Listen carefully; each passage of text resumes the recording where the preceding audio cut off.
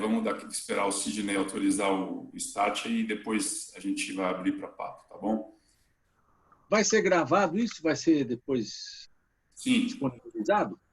Será? Vai ser assim, o senhor permite gravar? Sim, claro. Então podemos começar pontualmente, 16h30, parabéns a todos. Bom, então muito bem.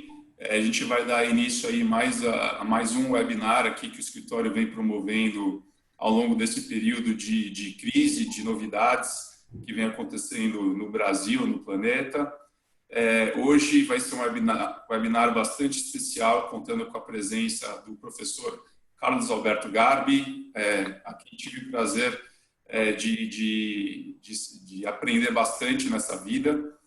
Foi meu professor no 4º e 5º ano da faculdade, tal qual foi o professor também aqui, nesse caso, Tadeu Ragô.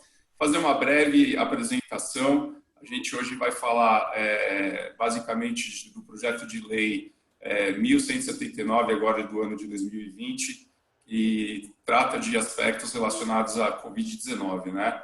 A gente vai ter a ilustre presença aqui do professor e desembargador aposentado do Tribunal de Justiça do Estado de São Paulo, professor Carlos Alberto Garbi, também hoje em dia parecerista e consultor, mestre, doutor e pós-doutorado.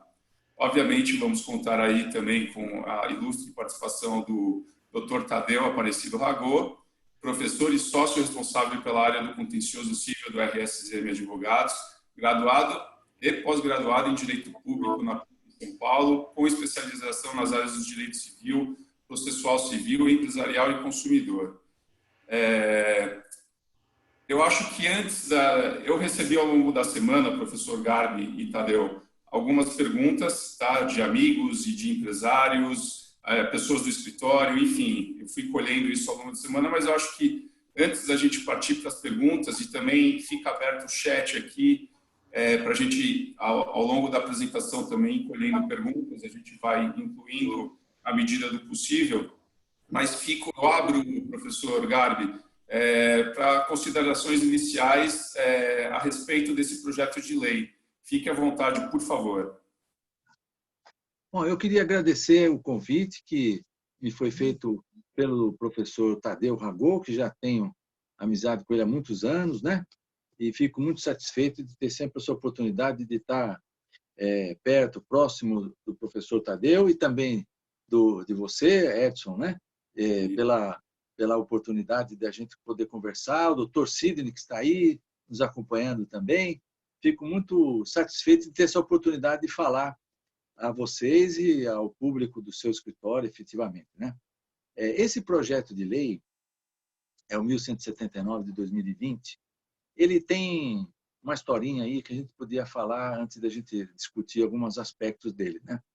Ele foi idealizado por iniciativa do ministro Dias Toffoli, que, junto com o professor Otávio Rodrigues, né, Otávio Luiz Rodrigues, montaram, então, uma comissão de juristas, o professor Arruda Alvim, Rafael Petef, professora Paula Forgione, um grupo de juristas, eu não quero nominar todos, posso me cometer o engano de esquecer o nome de alguém, mas um grupo dos melhores juristas do Brasil, evidentemente, para apresentar esse projeto ao Senado. O senador Anastasia aceitou, então, o projeto, a ideia, e também, claro, com a sua competência, ele também tem o domínio também do direito, ele apresentou o projeto, que depois foi colocado para a relatoria da senadora Simone Tebet e foi aprovado no Senado. Qual é, vamos dizer, a linha desse projeto? É um projeto de uma lei transitória, emergencial, que tinha como preocupação evitar a judicialização de muitas demandas envolvendo essa crise que nós estamos vivendo e também de resolver algumas questões transitoriamente da vida privada, das relações privadas, das empresas, de uma parte das empresas, das relações privadas entre as pessoas, etc. Né? Então, o projeto nasceu com esse propósito. Agora, o que ele representa efetivamente, a gente vai, evidentemente, conversar, eu escrevi até um artigo sobre isso aí, foi publicado no Migalhas, né? Eu não tenho assim a mesma percepção que os autores. Eu acho que esse projeto não vai produzir o resultado que foi almejado. Embora feito com o melhor propósito, acho que ele não vai ter esse propósito, essa finalidade, né, de eliminar a judicialização de uma série de demandas, por várias razões, né? Aí nós podemos conversar a respeito disso. Sem dúvida, agradeço aí pelas considerações iniciais e, Tadeu, obviamente gostaria de te ouvir também referente às suas considerações iniciais a esse projeto de lei, por favor. Está no mudo. Esse projeto de lei foi idealizado com esse propósito de evitar a judicialização de ações, sobrecarregar o judiciário, e vem em resposta, ou vem na sequência, do decreto legislativo número 6, que declarou o estado de calamidade pública. Ele acentua que operará os seus efeitos a partir do dia 20/3 de 2020, que é a mesma data de vigência do decreto número 6.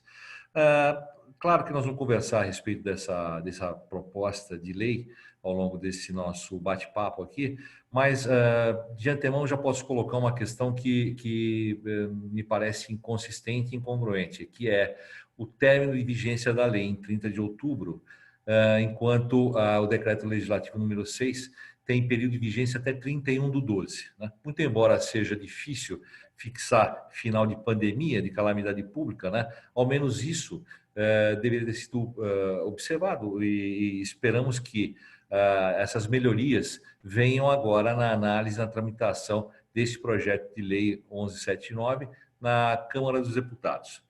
Já está posta a questão lá, né? Esse projeto ele sofreu uma série de modificações, foram 88 emendas que ele recebeu, foram suprimidos aspectos importantes e que agora está no Congresso para essa análise pelos deputados federais. A par disso, a par desse projeto, apenas para menção e ilustrar um pouco o nosso bate-papo aqui, existe um outro projeto também, esse de iniciativa de 2 deputados federais, que é o projeto 1112, de 2020, da iniciativa e da autoria de Marcelo Freixo e Túlio Gadelha. É um projeto mais simplificado que visa estabelecer garantias nas relações locatícias, estabelecer alguma forma de pagamento mais preocupadamente com cartões de créditos e aborda dessa linha basicamente, né? Esse projeto ele está muito ainda no início, ele está na mesa diretora do presidente da Câmara dos Deputados, portanto não foi ainda sequer despachado, ou seja, o 1179, que é nosso objeto de discussão aqui, deverá alcançar os seus propósitos muito antes do outro. Muito obrigado. Passando a palavra para o professor Garbi, algo que foi muito bem pontuado já de início aqui, ou seja, esse projeto ele tem sua origem no Senado Federal, através da iniciativa do Antônio Anastasia, com o prestígio do ministro do Supremo Tribunal Federal, Dias Toffoli. Professor Garbi, é possível, em poucas palavras ou de forma muito sintética, o senhor nos trazer aqueles pontos mais relevantes assim do texto da aprovação final desse projeto de lei? Consegue fazer um resumo para a gente do que você pensa? Eu vou lembrar também, o professor Tadeu falou do projeto do Marcelo Freixo, né? Mas tem um outro que está na Câmara também, que é do deputado Hugo Leal, que cuida da parte relacionada à empresa, especialmente a recuperação judicial. É um projeto bem interessante, foi feito com a ajuda de um grupo formado no CNJ, de gente que tem experiência com direito à insolvência da empresa. É bem interessante, mas eu acho que ele passa do ponto de um momento de transitório, né, emergencial. Então, acho que ele não vai ter sucesso aí na tramitação. Mas as ideias que estão ali talvez sejam aproveitadas depois na reforma da lei da recuperação judicial. Mas eu vou fazer aqui um apanhado. O professor Tadeu aqui já lembrou do primeiro aspecto, né? Por exemplo, qual é a vigência? O primeiro artigo do projeto diz assim: para fins desta lei, considera-se 20 de março, data da publicação do Decreto Legislativo número 6, né, como termo inicial dos eventos derivados da pandemia. E ele determina algumas providências que vão, o projeto ainda não é lei, evidente, vão retroagir ao dia 20 de março. Então, aí nós já temos um problema. Um efeito retroativo. Por exemplo, ele toca no ponto da prescrição. Nós vamos poder retroagir essa lei para alcançar a prescrição já verificada antes da sua aprovação? Esse é um problema. Entre o dia 20 de março e até a data, eventualmente, da publicação desse decreto, nós provavelmente teremos muitas hipóteses de prescrição já verificadas. Então, nesse caso, nós vamos retroagir a lei para cobrir essa prescrição. Esse é um problema. Outro problema é que essa lei emergencial se conectou apenas parcialmente ao Decreto Legislativo número 6. Por quê? Ela determina efeitos até o dia 31 de outubro de 2020. Aliás, na redação do projeto estava 30 de outubro, né? Não se percebeu que o mês de outubro tem 31 dias, né? Mas foi até o dia 31, enquanto o decreto legislativo vai até 31 de dezembro. O projeto, por exemplo, do Hugo Leal é mais interessante, porque ele diz que vai durar enquanto durar o decreto de calamidade, o decreto legislativo número 6. Aí é mais fácil, né, de você coordenar, né, a aplicação da lei. Bom, mas isso não aconteceu. Esse é um problema.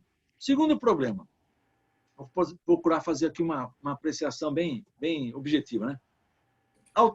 Suspende ou impede que se conte prazo de prescrição e de decadência. Bom, quanto à prescrição, nós podemos até encontrar aí bons motivos para isso. Vamos dizer que hoje uma pessoa não pode procurar defender os seus direitos porque está em quarentena dentro da sua casa, não pode ter contato social, procurar um advogado e cuidar dessas coisas. Até que a gente pode até aceitar como ponderáveis essas razões, embora tenha suas consequências, né? Bom, mas e da decadência? A decadência é um problema grave. Por quê? Vai afetar o exercício aí, ou vai prolongar o exercício de direitos potestativos que a pessoa tem e que ela não exerceu. Então, isso vai trazer dificuldades sérias para a solução dos problemas. Eu vou dar um exemplo, né? As ações renovatórias de locação, para ficar no campo imobiliário, devem ser propostas até 6 meses antes do vencimento do contrato. Essa lei vai de 20 de março a 31 de outubro. Vamos supor que eu tenha um contrato que se vence aí em outubro, em novembro, em dezembro, né? O que pode acontecer? É possível que, agora eu vou interromper a decadência, né? Não vou permitir que ela tenha curso, é possível que o contrato possa se vencer antes, portanto, dos efeitos da lei. Então, alguém poderia propor uma renovatória de um contrato vencido, porque a lei não prorrogou o contrato, a lei apenas estendeu a decadência. Então, esse descompasso de tempo vai trazer consequências. Como é que o juiz vai julgar? E o locador? Como é que o locador vai aceitar que se possa renovar um contrato já vencido e que ele não teve o pedido de renovação a tempo, né? Então, tem esse problema. Outro problema, eu anotei aqui alguns outros casos de decadência. Ação anulatória de atos, por exemplo, praticados pelos cônjuges. Estão sujeitos à decadência. Nós vamos estender esse tempo também. Ação de comprovação ou declaração de motivo de deserdação ou de indignidade para a sucessão hereditária. Isso está sujeito a um prazo de decadência, tempo de decadência. Nós vamos estender isso também. Tem um outro problema que está dentro do processo.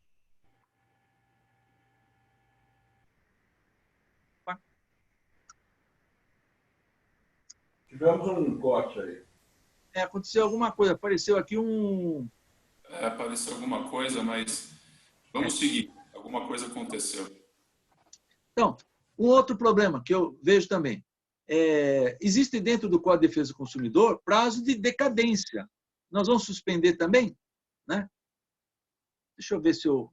Talvez o meu telefone aqui tenha um probleminha aqui. Peraí, Bom, professor Garbi, inclusive, enquanto o professor olha o que está acontecendo por aí, eu gostaria de envolver o Dr. Tadeu também. Tinha uma pergunta aqui que estava direcionada para ambos, Tadeu. Como o professor Garbi estava explanando de forma bastante ampla, e a gente está nesse tema aí de prescrição e decadência, então aqui eu vou passar uma pergunta. Então, o texto do projeto de lei aborda aspectos relativos à prescrição, que a gente vem falando, que consideram-se impedidos ou suspensos a partir da vigência, que foi proposta agora para 20 de março, até 30 de outubro de 2020. A pergunta é, qual é a importância e a necessidade do legislador adentrar esse instituto com essa regulação provisória? E sobre a decadência, há alguma intervenção indevida do legislador nesse sentido? Eu acho que seria legal fazer um bate-bola aí com o professor Garbi. Eu acho o seguinte, é uma situação bastante desconhecida, né? Não temos nenhuma experiência com isso e, de alguma forma, a gente precisa preservar os direitos do jurisdicionado, né? Ele tem os seus direitos, tem que preservá-los. A situação impede, principalmente em São Paulo, em outros estados também, onde há uma determinação de afastamento social, é necessário preservar esses direitos, né? Me parece que não tem uma solução única que satisfaça a todos, mas eu pretendo aqui concluir que a questão da preservação dos direitos decorrentes da prescrição deve ser mantidos, né? A questão da decadência me parece um pouco mais difícil de se compreender e de se administrar, né? Mas são questões que certamente o judiciário vai se deparar, vai enfrentar um grande problema na interpretação disso, mas não haverá outra forma, né? Deverá dar a melhor interpretação para esse direito, para preservar principalmente o direito daquele que se viu nesse momento premido pela situação e não poder exercer, porque depende de um documento, de uma entidade, de um órgão público para expedi-lo, de um contato, enfim. Eu acho que isso tem que ser preservado, no meu modo de ver. Sim, a questão da prescrição, como disse, ainda existem motivos ponderáveis, mas a decadência, por exemplo, vai interferir no prazo de decadência da ação rescisória. Sim. Então uma sentença está submetida a uma ação rescisória por um tempo que pode ser até prolongado, né? Pode ser indeterminado, né? Por conta vamos supor que esse decreto número 6 seja prorrogado. Nós vamos ter um tempo maior para a propositura de uma rescisória. Não sei se isso é conveniente para o ordenamento jurídico. Numa lei emergencial, esticar esses tempos, né? Eu acho que realmente é um ponto mais delicado. Sobre a prescrição é mais fácil compreender e até concluir sobre alguns direcionamentos. Com relação à decadência, me parece que fica mais vulnerável qualquer outro entendimento, como o professor bem colocou, né? Apesar do artigo 207 tratar da possibilidade, salvo em caso de lei, né? Mesmo assim, nos traz algum incômodo, né? Até mesmo para compreender e entender e buscar uma compreensão sobre qual seria, então, quais seriam os desdobramentos a respeito disso, né?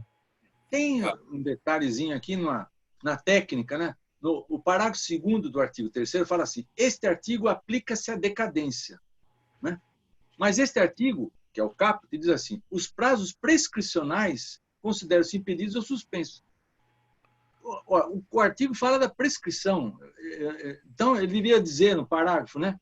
Aplica-se a decadência à suspensão ou impedimento do prazo, não o artigo, né?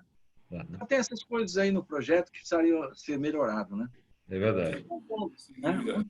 Eu acho que eu queria só colocar uma questão, né? Não especificamente sobre a questão da prescrição da decadência, mas aproveitar para puxar um gancho aqui. para dizer que, como é sabido, né, principalmente por quem milita na área, que os prazos processuais estão todos suspensos, né? Aqui em São Paulo, a partir do dia 16 de março, sem previsão para que sejam retomados os prazos. Quem atua na área tem ciência de que os processos continuam a sua tramitação. O judiciário continua trabalhando, os juízes remotamente, assim como os assistentes, enfim, os cartórios e tudo mais. Isso acontece e recebemos todos os dias publicações relativas aos processos, né? O importante que eu queria chamar a atenção, pode até parecer óbvio, mas é que, de acordo com a legislação da publicação eletrônica, o despacho, a decisão, enfim, a sentença, ela é disponibilizada pelo Diário Oficial, tá? Portanto, disponibilizado hoje, por exemplo, tá? E publicado no dia útil seguinte, né? Para todos os efeitos, o dia útil seguinte é o dia útil seguinte, não está suspenso isso. Quando os prazos forem retomados, é bom o advogado tomar o devido cuidado de que o dia zero já foi. Quando terminar, o primeiro dia seguinte ao término desse período de calamidade, de suspensão dos prazos, é o dia 1 do prazo. Então, o advogado tem que tomar toda a cautela para que ele não cometa o erro na contagem de prazo, porque isso é irremediável. Ele não vai conseguir reparar esse dano cometido. A orientação que nós temos aqui, que nós demos, é que, disponibilizada a publicação, nós imediatamente cumprimos os prazos, independentemente do final da suspensão ou não. Isso nos traz uma segurança, é uma cautela nossa, é um cuidado de todos aqui, não só na área do civil, mas em todas as áreas de contencioso aqui, tributário, societário, trabalhista e tudo mais. Era esse ponto que eu queria só salientar para estar. Perfeito. O tempo aqui voa, já foram aí basicamente 20 minutos. Eu tenho que me preocupar aqui como mediador aí desse debate intelectual muito avançado. E queria trazer, professor Garbi e Dr. Tadeu aqui, um tema que está bastante em voga com tudo o que vem acontecendo. As empresas e as pessoas, elas têm falado muito dos contratos e seus encerramentos, possíveis encerramentos ou revisões, né? E aí a proposta, eu até anotei aqui, a proposta menciona as consequências decorrentes do artigo 393 e expressamente determina que não se consideram fatos imprevisíveis para fins de revisão e resolução de contratos o aumento de inflação, a variação cambial, a desvalorização ou substituição do padrão monetário. Queria saber, primeiro, professor Garbi, de sua parte, depois do Tadeu, a opinião de vocês sobre esse ponto, se andou bem o legislador em tratar das exclusões mencionadas. Bom, aí a questão envolve o 317, 478, 479, 480 do Código Civil. Bom, nós temos um problema no Código Civil envolvendo a imprevisão, né? O primeiro problema é a imprevisão. O Código de Defesa do Consumidor, lá no artigo 6º, inciso 5, ele estabeleceu efetivamente o princípio do equilíbrio contratual. Independente, portanto, da previsão, da previsibilidade ou não, do fato que desequilibra a relação contratual, caberá, portanto, restabelecer esse equilíbrio nas relações de consumo. Então, vem a discussão se no Código Civil ou nos contratos regulados pelo Código Civil eu posso desprezar a imprevisão.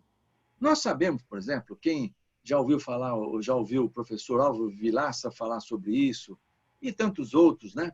Explicando o inconveniente que o projeto do Código Civil de 2002 incidiu ao incluir imprevisão nesses dispositivos, né? O quanto isso dificulta, às vezes, o trato com essas questões do processo, né? Porque o princípio que vigora efetivamente em relação contratual é um princípio de equilíbrio contratual, que vem de todos esses dispositivos. O que procura o Código em todos eles? Equilibrar a relação contratual. seja esse desequilíbrio causado por um fato que eu poderia prever ou não. O problema aí está no risco, né? O risco que eu assumi e o risco que eu não assumi, né? Então, me parece que a lei não poderia, ou esse projeto, não pode qualificar o fato, dizer que o fato é ou não é imprevisível para efeito desses dispositivos. A qualificação do fato, ou dizer o que o fato é, não é papel ou função da lei. É função, portanto, do intérprete, seja o executivo, seja o advogado, seja a parte, seja o juiz. É o intérprete que dá qualificação ao fato. E depois, se a qualificação não é correta, isso vai ser julgado depois nas instâncias arbitral ou na justiça estatal, mas é lá. Não é a lei que pode fazer isso. Até porque essas causas, né, que eles estão levantando aqui, inflação, variação cambial, ou esses fatos, né, ou desvalorização, substituição da moeda, podem sim ser considerados como causas de imprevisão, dependendo das circunstâncias. Já foram considerados, por exemplo, no Código de Defesa do Consumidor. Nas relações de leasing, por exemplo, o tribunal aceitou aí a rever esses contratos de leasing quando houve aquela desvalorização cambial elevada, né, naquele momento. Então, me parece que não seria correto definir isso por um dispositivo de uma lei emergencial, alterando o regime do Código. Se nós já temos um regime no Código para tratar disso, se permita, portanto, que se julgue de acordo com o regime que está já estabelecido no Código. Não há razão para uma lei emergencial dizer o que é um fato imprevisível. Bom, depois tem outro problema. Esse dispositivo se antecipa, né? Ele está falando de inflação, se ela ocorrer. Variação cambial, se ela ocorrer. Né? Desvalorização ou substituição do padrão unitário, se ocorrer. Agora, é preciso que isso tudo tenha uma causa ligada à pandemia, para, portanto, ser cogitada a aplicação desse dispositivo.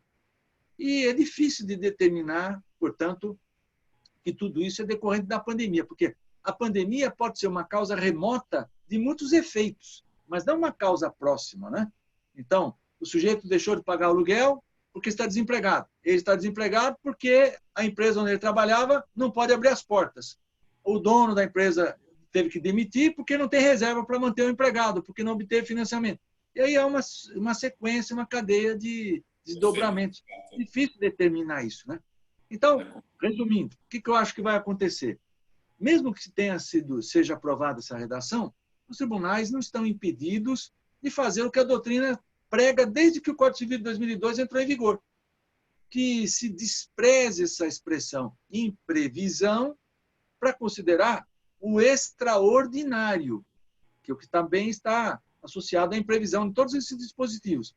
O fato extraordinário vem da pandemia. A imprevisão vai ter um valor ou uma relevância menor. Né? Entendi. Antes, Tadeu, de passar a palavra sobre esse tema para você, eu relembro aos convidados e participantes que estamos abertos a receber perguntas também, tá bom? Tadeu, por favor. O professor Gabi colocou muito bem essa questão, porque não dá para parametrizar pela lei o que é e o que não é, né? Essa questão primeiro que já é um princípio do Código Civil a não interferência nas relações de natureza civil, né? Claro, preservado aquelas relações de consumo, aqui na relação de direito civil, a interferência é mínima. São situações bastante peculiares em que o Poder Judiciário poderá intervir, né? Já é muito difícil, né, professor, demonstrar a possibilidade de revisão de um contrato a partir de fatos imprevisíveis, extraordinários, com graves prejuízos para uma das partes, extrema vantagem para a outra. Essa é uma questão delicada também, né? E a lei, com a minha modesta análise, não deveria ter entrado nisso. Até porque é uma questão de avaliação dos autos pelo intérprete, como o senhor colocou bem, né? A gente acompanha, sabe que a jurisprudência, ela, na maioria das vezes, de uma maneira geral, ela não reconhece a avaliação cambial nas relações civis, porque as pessoas devem avaliar as condições em que se envolverão num contrato, elas têm que tomar esse cuidado e não podem invocar. Ademais, isso deveria obrigatoriamente decorrer da situação de pandemia, como o professor colocou bem. Portanto, me parece que são palavras aqui colocadas e inseridas que não vão acrescentar nada e não vão propor uma solução mais adequada. Ficará mesmo para o judiciário analisar essa questão. Até porque tem casos diferentes, né? Eu vou dar um exemplo, né? Por exemplo, a pandemia, ela determinou o desemprego de uma pessoa. Ela não pode, numa locação residencial, procurar o locador e dizer para ele, ó, não posso te pagar, não vou te pagar, e eu tenho um fortuito ou força maior para justificar o inadimplemento. Porque o desemprego é algo relacionado à pessoa. Então, na mesma empresa em que ele trabalhava, né, outros tiveram o emprego mantido e ele foi despedido. Outros foram contratados, ele foi despedido. Então, são relações pessoais, isso não justifica. Agora, o mesmo fato, a pandemia, por exemplo, pode determinar uma solução diferente. Pode ser considerado um fortuito.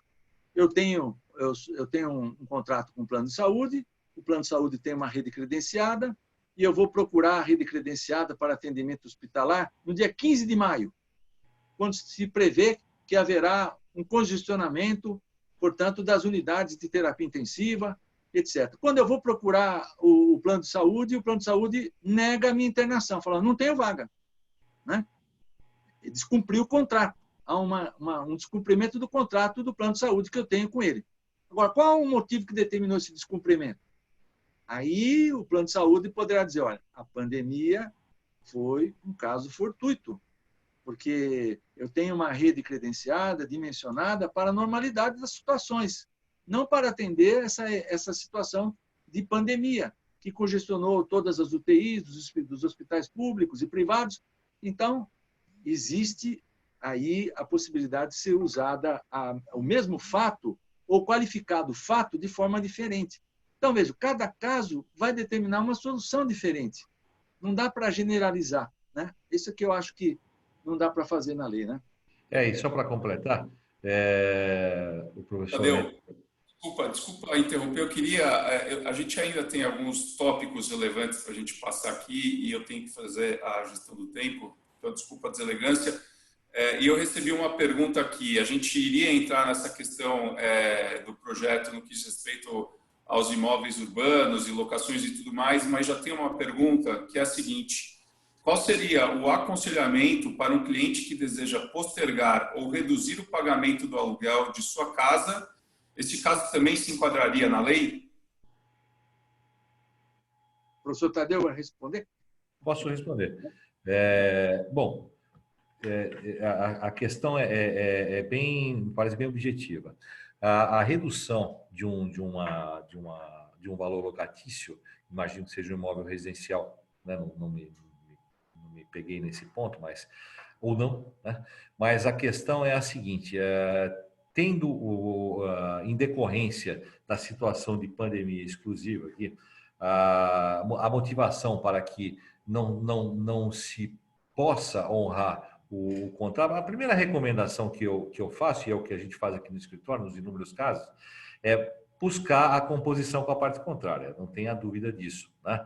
Me parece que isso é um princípio que demonstra a boa-fé objetiva da parte, no sentido da transparência e até mesmo como elemento constitutivo de uma prova adiante, para demonstrar ao judiciário de que houve a tentativa de uma composição que não chegou ao seu termo final, né? Para que se possa requerer eventualmente uma tutela. Mas há necessidade, além de se demonstrar esses aspectos, demonstrar que há uma total impossibilidade também de pagamento do valor locatício. E a gente tem acompanhado aqui a jurisprudência muito presente aqui e tem sido com relativa frequência concedida tutela antecipada para redução nesse período, pelo menos 3 meses, do valor locatício. Então, o judiciário aqui em São Paulo, a gente está mais próximo, tem concedido tutela nesse sentido para reduzir o valor durante esse período e jogado esses valores não pagos ao final do contrato, né? Então, a gente tem visto, primeiro passo é a composição, se não for possível, diante de um arcabouço de provas, demonstrativo de boa-fé e tudo mais, é buscar o judiciário, que seria a única solução, me parece. Perfeito. Agora eu vou aproveitar, professor Garbi, vou direcionar a próxima pergunta para o senhor. Poderíamos cobrar a multa contratual do locatário por rescisão unilateral justificada pela pandemia? Aí ele direciona, a pessoa direciona essa pergunta para contratos de locação residencial e comercial. Bom, a questão aí é a seguinte, os contratos de locação são contratos de duração. Então, hoje o inquilino é afetado pela pandemia, de forma reflexa ou direta, mas ele é afetado na pandemia por um período. Nós sabemos que isso é temporário, né? Temporário. Por exemplo, na Alemanha, o que se fez? A lei aprovada na Alemanha suspende o pagamento dos aluguéis de março até novembro. Depois joga esses aluguéis que não foram pagos para um parcelamento até 2022. Né? Então, a lei já determina isso lá. Então, lá as pessoas não vão entrar em litígio por conta disso, porque a lei já tem uma disposição. Eles podem fazer um acordo para melhorar essa situação. Não, eu não quero ficar devendo tanto, eu vou pagar parcialmente porque eu posso pagar. Ele pode fazer isso. Né? Eu vou pagar um e não pago o outro, deixo depois. Agora, aqui, nós não temos nenhuma alternativa, porque a lei tinha no projeto, no artigo 10, se previa isso. Esse artigo 10 foi eliminado do projeto. Eu até fiz uma proposição, mandei lá para a senadora Simone Tebet, encaminhei para ela, mas como o artigo 10 saiu, não foi aproveitado. Né? Agora estou encaminhando para a Câmara também. No meu modo de ver, o que pode acontecer? Num contrato de duração, esse período em que é afetado o inquilino não justifica, até porque é uma condição pessoal, não justifica a rescisão, a resolução. Então, o inquilino não pode procurar o locador e dizer para ele, ó, eu quero desfazer o contrato sem ônus. Sem ônus, não pode. Né? Agora, desfazer o contrato, ele pode. Eu quero vir, vou embora, está aqui a chave e vou pagar a multa que eu tenho que pagar. Né? Agora, sem ônus, não pode. Agora, a locação comercial já tem um fator diferente. Eu tenho comércio, o comércio não pode abrir porque, pelo fato do príncipe, né, a autoridade, se determinou o impedimento, portanto, do comércio nesse período. O imóvel tem que ser colocado à disposição do locatário para o fim da locação, para o fim para o qual se destina a locação.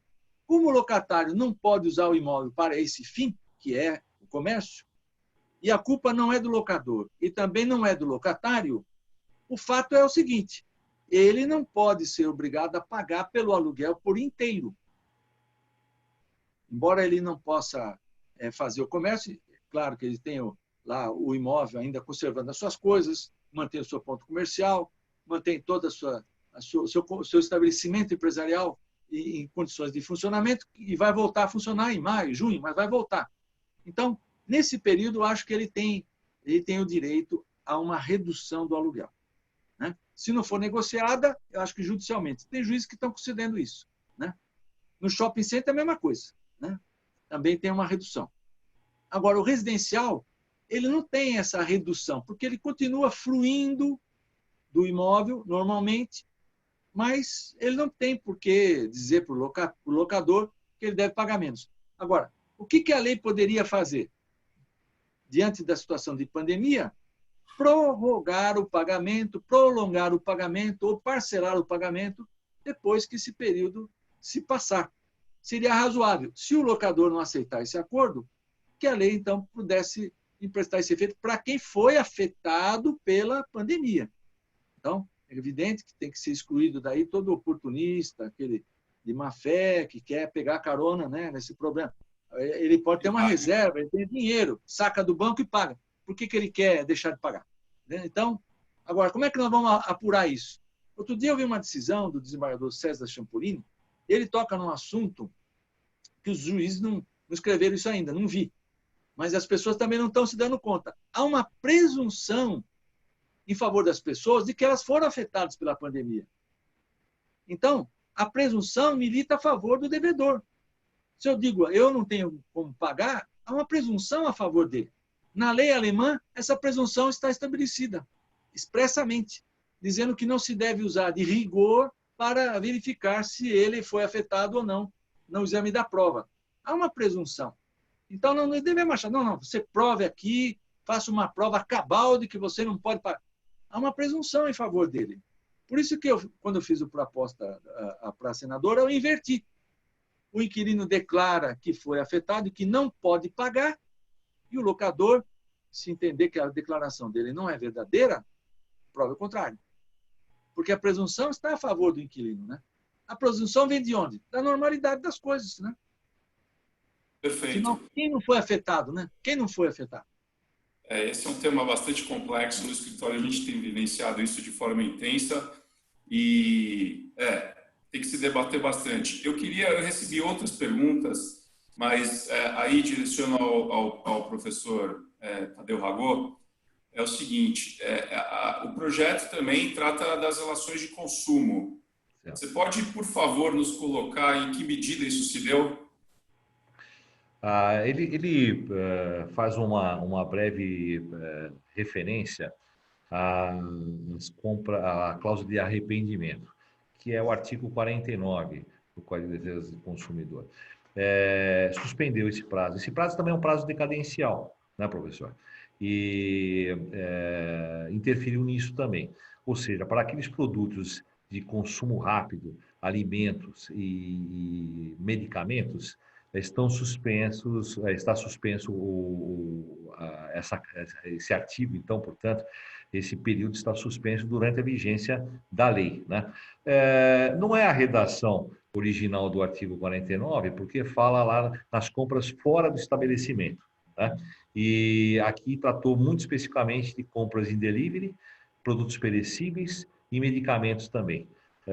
Me parece que poderia ter mantido a redação original, porque eu imagino aqui alguém que faz uma compra de uma assinatura porque recebeu um anúncio de uma determinada, de um periódico qualquer, de um jornal, e como é que fica essa situação? Não muda, me parece que o conceito deve ser o mesmo, né? Mas existe, portanto, então, nesse projeto, caso passe, essa suspensão dos efeitos do artigo 49. Perfeito. Professor Garbi, tem um tema bastante polêmico e depois eu volto aí para as perguntas que já vão para um outro ponto interessante. Esse projeto de lei suspende o prazo de prescrição para aquisição da propriedade de bens móveis e imóveis de 20 de março até 30 de outubro de 2020. O professor entende que essa medida é correta? Então, o que justifica isso, né? Por exemplo, o proprietário, os prazos da uso capião não são prazos curtos, né? E o que justifica dar mais tempo para o proprietário defender o imóvel, estar na posse de alguém, correndo tempo para uso capião? A prescrição aí é aquisitiva, né? Até acharia razoável que a prescrição que é afetada pelo projeto fosse apenas a extintiva, não aquisitiva, porque o proprietário, embora se possa dizer, bom, ele tem uma dificuldade maior para defender a propriedade nesse período, porque não pode achar advogado, etc. Tudo bem, mas será que justifica esticar ainda mais esses prazos que são longos, né? A uso capião no Brasil, bom, a mais curtinha tem 2 anos, né? Mas coisa entre cônjuges. Mas a prescrição de uso capião para coisa móvel parte de 3, de 5 anos. Depois de imóvel, vai de 5, de 10, de 15, e até tem lá uma hipótese no código de 20 anos para servidão.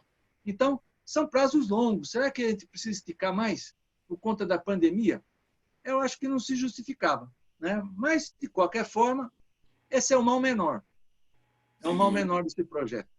Sem dúvida. Tadeu, eu vou direcionar essa pergunta aqui. É uma pergunta que eu sei que a gente tem vivenciado demais, acredito que o professor Garbi também. Como ficam os contratos bancários em decorrência da crise? A atividade econômica diminuindo, como o empresário conseguirá manter as obrigações em dia e o que é possível fazer? A gente tem vivenciado isso aí intensamente, Tadeu, por favor. Bom, essa é uma questão muito delicada, né? Porque, evidentemente, o empresário capta o recurso para implementar sua produção, comprar insumos, formar o seu capital de giro e para que ele possa honrar os compromissos, evidentemente, ele precisa fazer a atividade dele rodar, senão ele não consegue, né? Eu acho que o princípio já tratado aqui de que a efetiva demonstração da impossibilidade em decorrência da atividade, porque afinal de contas ele acabou não conseguindo produzir, porque pelo fato do príncipe ele foi obrigado a encerrar a atividade momentaneamente ou suspender as suas atividades, né? E parece que é algo que ele certamente ele deve procurar ou a instituição financeira para conversar. A gente sabe que isso não é fácil. A instituição financeira tem toda uma estrutura, né, muito pesada, muito difícil. Você tem que tratar com plataformas de negócios e tudo mais. Não é algo que você tenha rapidez na solução desses problemas. Me parece que prontamente, para se prevenir como empresa, preservar seu negócio, me parece que aí acho que o encaminhamento deve ser diretamente ao próprio judiciário. Claro, não acredito que não tenha algum efeito procurar a agência bancária, a plataforma, mas acho que a solução disso nós conhecemos bem, né? A medida jurisdicional acho que é efetiva nesse ponto. Aliás, eu vi um anúncio interessante de um banco que está ligado a uma das montadoras de veículos, dando uma carência de 3 meses para pagamento dos financiamentos de veículos, jogando ao final do contrato. Quer dizer, é uma medida interessante, né? Até estimada por conta do término dessa pandemia, né? Mas é louvável para manter o negócio, manter o cliente e não causar tanto estrago assim na vida do consumidor ou daquele que obteve financiamento.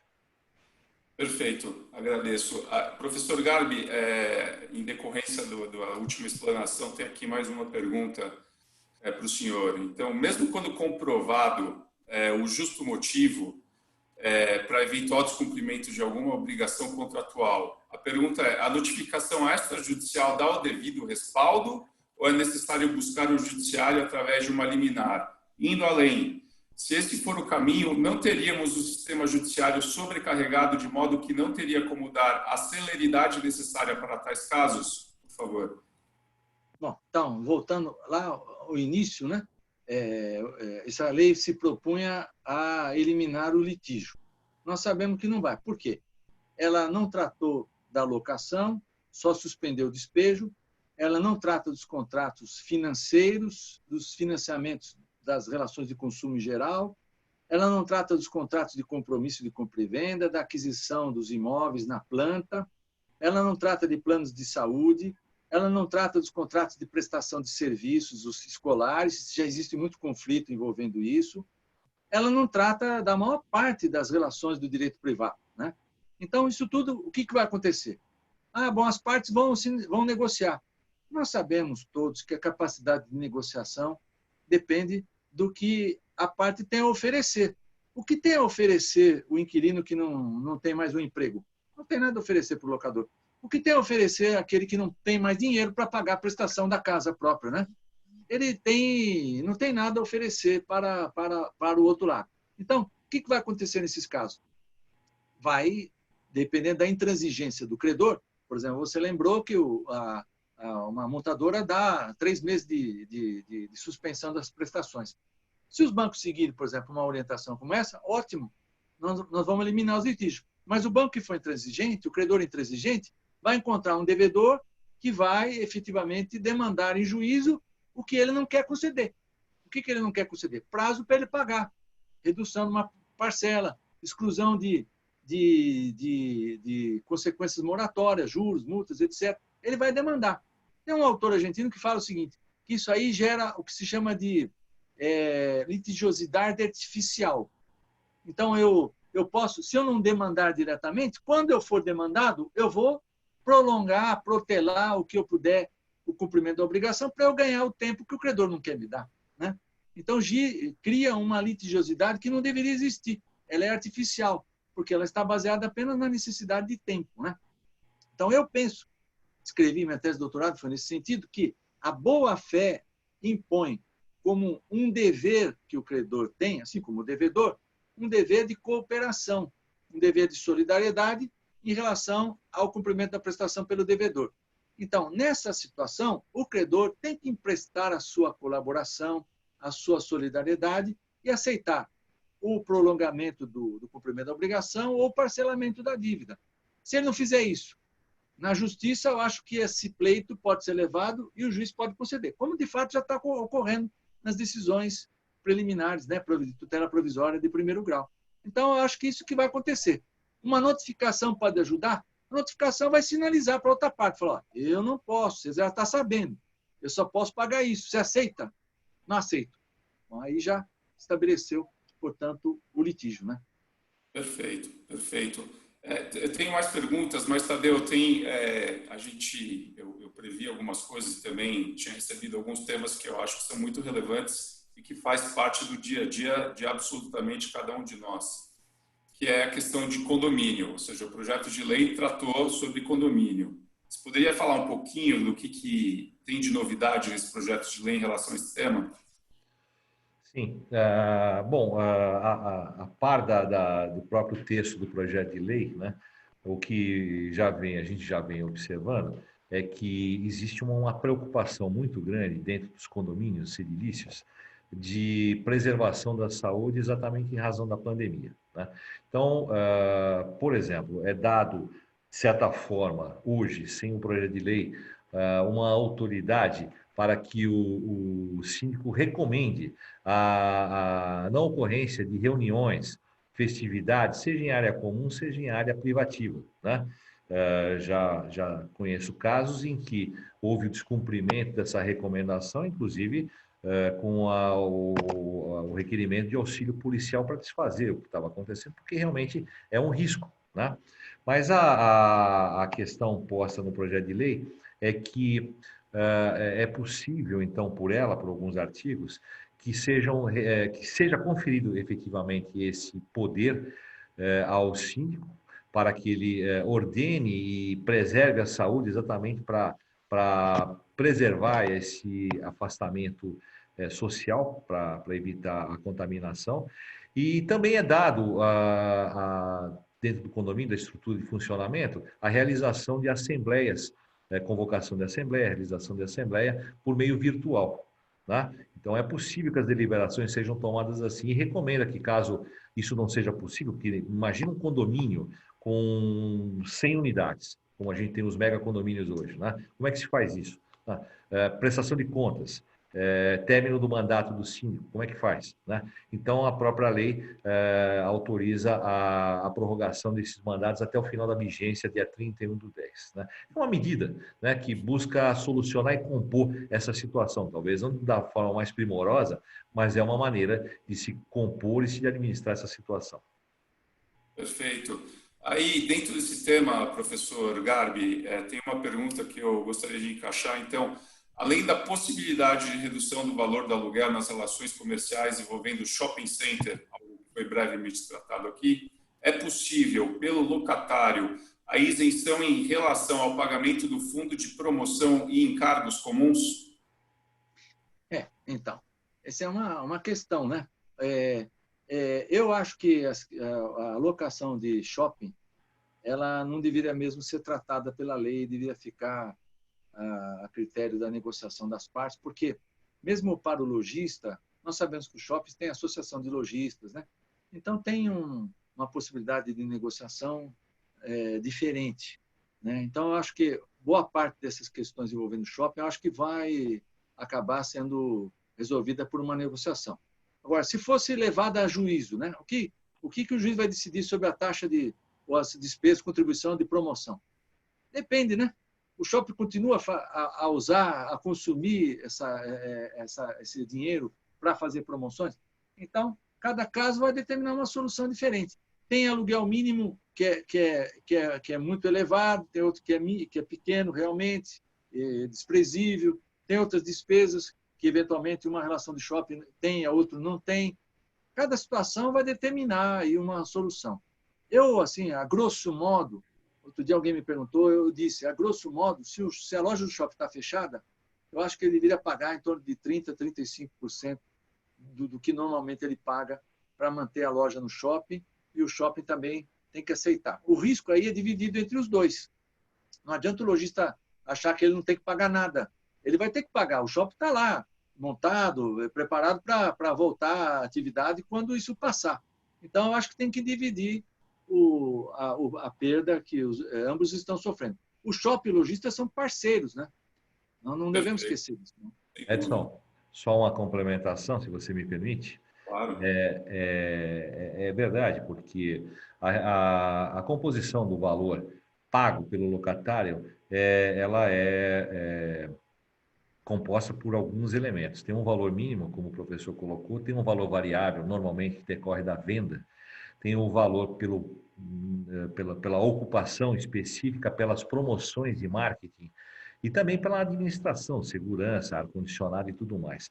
Quem é que preserva o produto do locatário na loja? É evidentemente que é o shopping que mantém aquele funcionamento, é a segurança, é o ar-condicionado, enfim, abastece ali com algumas utilidades para que isso possa, quando retomar, estar em condições de funcionar.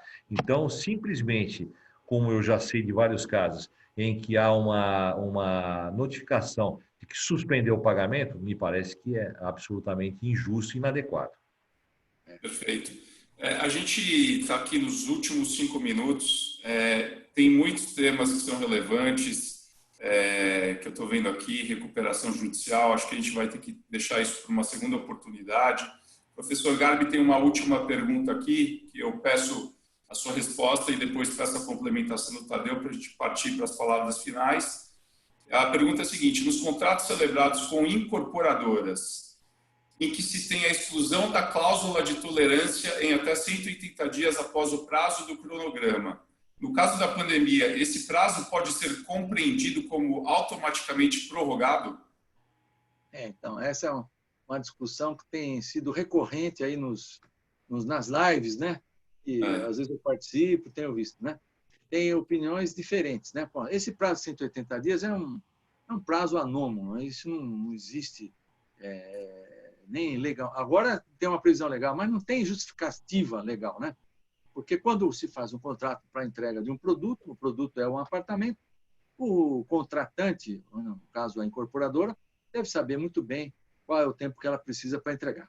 Então, eu sempre achei que esse prazo aí, que já se chamou de mora brasileira, né, não devia ser concedido.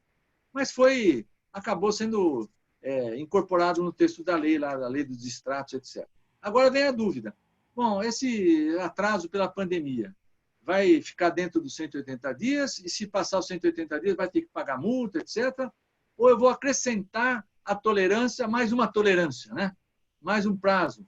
É uma dúvida que a gente vai ver depois como o tribunal vai decidir.